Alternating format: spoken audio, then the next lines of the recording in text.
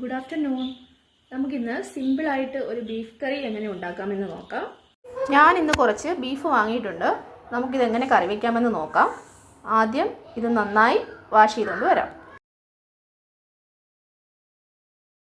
Beef വൃത്തിയായി കഴുകി വെള്ളം വാലാൻ വെച്ചിട്ടുണ്ട്. ഇത് 1.5 കിലോ ബീഫാണ്. നമുക്കിതിന് എന്തൊക്കെ സാധനങ്ങൾ വേണമെന്ന് നോക്കാം. ഞാനിവിടെ കുറച്ച് ചെറിയ ഉള്ളി അരിഞ്ഞെടുത്തിട്ടുണ്ട്, 2.5 സവാള എടുത്തിട്ടുണ്ട്, ഒരു തക്കാളി എടുത്തിട്ടുണ്ട്, 6 പച്ചമുളക് എടുത്തിട്ടുണ്ട്, ഇഞ്ചിയും വെളുത്തുള്ളിയും അരച്ചെടുത്തിട്ടുണ്ട്, കുറച്ച് കറിവേപ്പില എടുത്തിട്ടുണ്ട്. നമുക്കിതെല്ലാം ഒന്ന് വാട്ടിയെടുക്കാം. കുക്കർ കഴുകി അടുപ്പത്ത് വെച്ചു. ഇനി അതൊന്ന് ചൂടായിട്ട് നമുക്ക് എണ്ണ ഒഴിച്ചു കൊടുക്കാം. പാത്രം ചൂടായിട്ടുണ്ട്. നമുക്കിനി എണ്ണ ഒഴിച്ചു കൊടുക്കാം.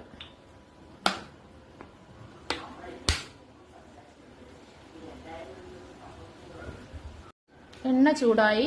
നമുക്ക് കറിവേപ്പില ഇട്ട് കൊടുക്കാം.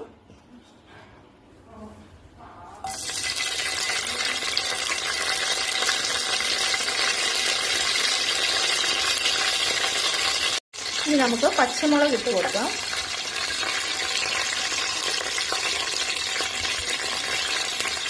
സവാള ഇട്ട് കൊടുക്കാം.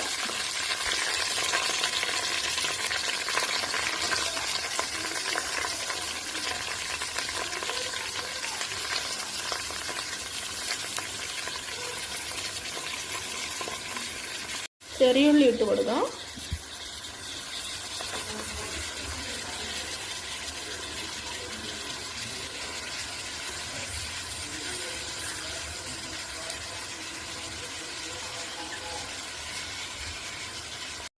കുറച്ച് ഉപ്പ് കൂടിയിട്ട് ഇളക്കി കൊടുക്കാം.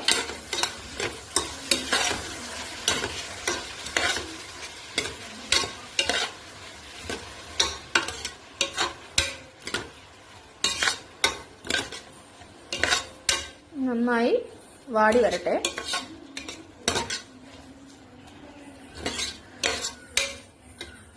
നല്ല ബ്രൗൺ കളർ ആവുമ്പോൾ തക്കാളിയും ഇഞ്ചി വെളുത്തുള്ളി പേസ്റ്റ് കൂടെ ചേർത്ത് കൊടുക്കാം. കുറച്ച് ഉപ്പ് കൂടിയിട്ട് ഇളക്കി കൊടുക്കാം.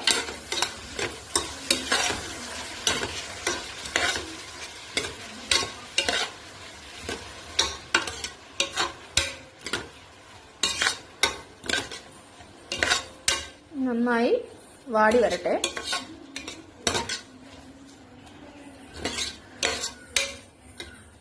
നല്ല ബ്രൗൺ കളർ ആവുമ്പോൾ തക്കാളിയും ഇഞ്ചി വെളുത്തുള്ളി പേസ്റ്റ് കൂടെ ചേർത്ത് കൊടുക്കാം.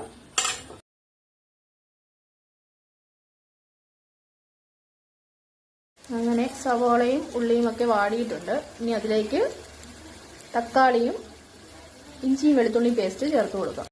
തക്കാളിയും ഇഞ്ചി വെളുത്തുള്ളി പേസ്റ്റ് ചേർത്തിട്ടുണ്ട്. നമുക്കതും ഇനി വരട്ടി കൊടുക്കാം.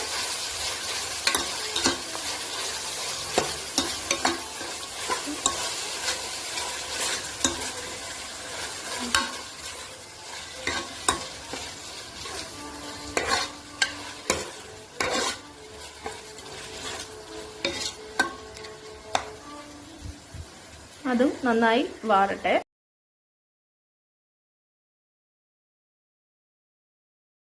എല്ലാം വാടി വന്നിട്ടുണ്ട്. ഇനി നമുക്ക് പൊടികൾ ചേർത്ത് കൊടുക്കാം.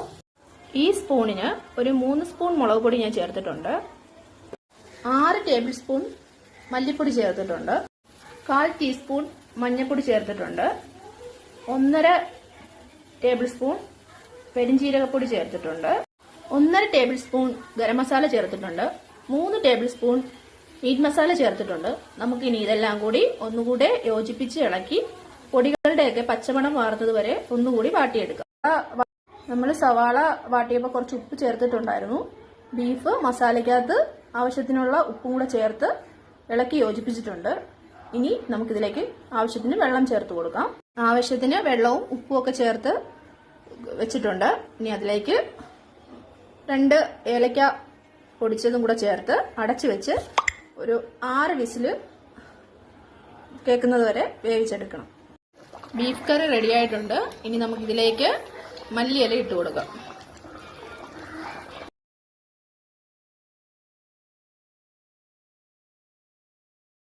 നല്ല ടേസ്റ്റാണ്. എല്ലാവരും ട്രൈ ചെയ്ത് നോക്കണം.